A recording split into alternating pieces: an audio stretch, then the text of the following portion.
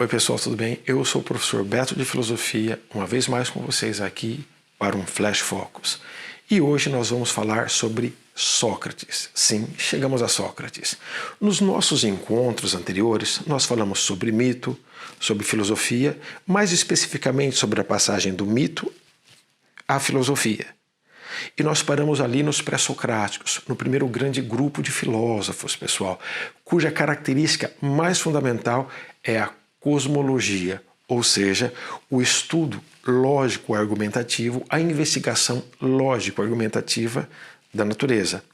E com Sócrates e os sofistas, lembrando que estes últimos, os sofistas, serão o assunto de um outro Flash Focus.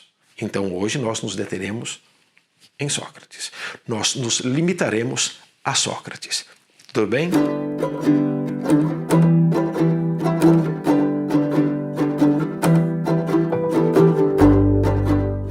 Então vamos lá.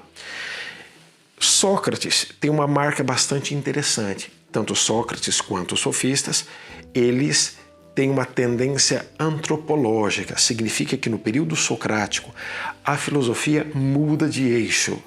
A filosofia muda de tendência. Os holofotes que estavam voltados para a natureza agora se voltam para o ser humano. Sócrates busca a essência primeira do ser humano. Sócrates está em busca da natureza mais fundamental do ser humano. E de acordo com ele, a essência primeira do ser humano, sua natureza mais fundamental, é a alma. Muitos filósofos clássicos do Ocidente cristão veem Sócrates como o descobridor da alma para o Ocidente. Mas o que Sócrates entende por alma? Por alma, Sócrates entende o conjunto estrutural que condiciona a nossa faculdade de pensar, a nossa faculdade pensante. Para Sócrates, nossa alma é nossa razão. A razão é o fundamento da nossa ética, da nossa felicidade, do nosso sentido. Interessante, né? O professor Beto, mas eu já ouvi tantas vezes que Sócrates nem existiu. Isso se deve a um equívoco muito comum. E muitas vezes as pessoas dão asas para esses equívocos e ficam bradando aos quatro ventos que Sócrates não existiu. Vejamos. O que nós temos é a chamada questão socrática. Sócrates não deixou nenhum documento escrito, pessoal. Sócrates, ele não cobrava por seus ensinamentos, ele era bastante livre e achava que aquilo que ele conseguia a partir do esforço gratuito de sua razão, ele deveria transmitir gratuitamente, e ele não era assim partidário de um saber escolar e livresco. Portanto, nós não temos escritos socráticos. O que nós conhecemos de Sócrates é através de seus discípulos, e os mais conhecidos são Xenofonte e Platão, e através de alguns detratores, entre eles o principal, Aristófanes, um autor teatral da Grécia na época de Sócrates. Aristófanes, em suas peças teatrais, chega a desdenhar de Sócrates. Mas o Sócrates oficial é o Sócrates que nos é dado por Platão. Então vamos deixar bem claro, Sócrates existiu. Sim, o homem Sócrates existiu. Nós nunca saberemos, pessoal, se ele foi aquela sumidade moral e intelectual que Platão diz que é. Mas uma coisa é certa, inclusive para os eventuais concursos que vocês prestarão. O Sócrates oficial é o Sócrates platônico. E é nesse que nós nos deteremos. Vamos tentar ver Sócrates a partir de 4 elementos interessantes. Primeiro, uma vida sem busca não é digna de ser vivida.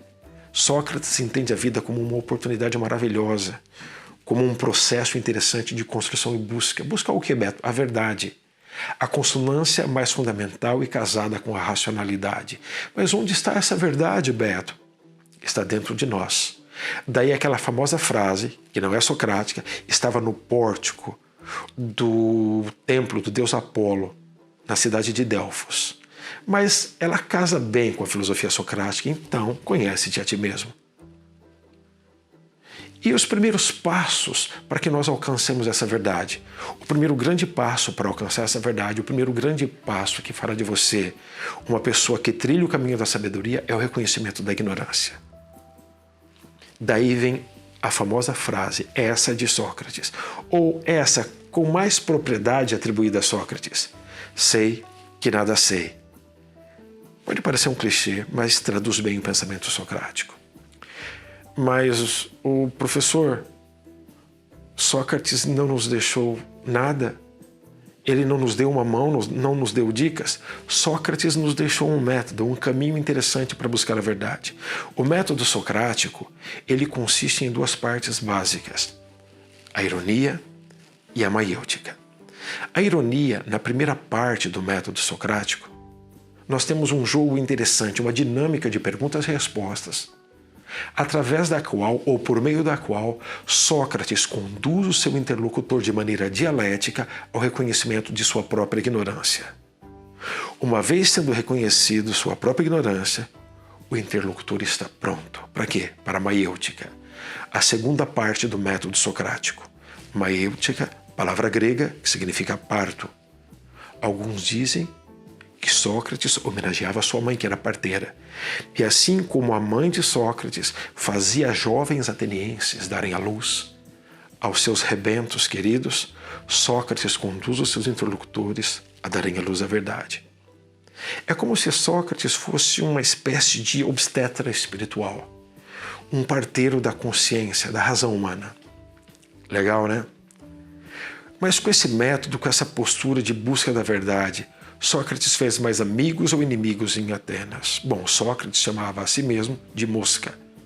Aquela mosca que fica zumbindo, atrapalhando, enchendo a paciência dos animais nas cocheiras. A sociedade é o grande animal, o status quo é o grande animal. Sócrates é a mosca que atribula esse estado de coisas. Sócrates foi acusado, ele incomodou, ele não era a favor da democracia, e no regime democrático de Atenas, grandemente influenciado pelos sofistas, Sócrates foi uma voz dissonante. Foi acusado de impiedade, foi acusado de ateísmo e de corrupção dos jovens atenienses. E num julgamento cujo objetivo não era julgar, mas condenar, Sócrates foi condenado à morte por envenenamento. Ele foi condenado a beber cicuta, uma espécie de planta neurotóxica que nos mata lentamente por asfixia. Assim Sócrates sai da vida para entrar na história. Esse foi mais um Flash Focus.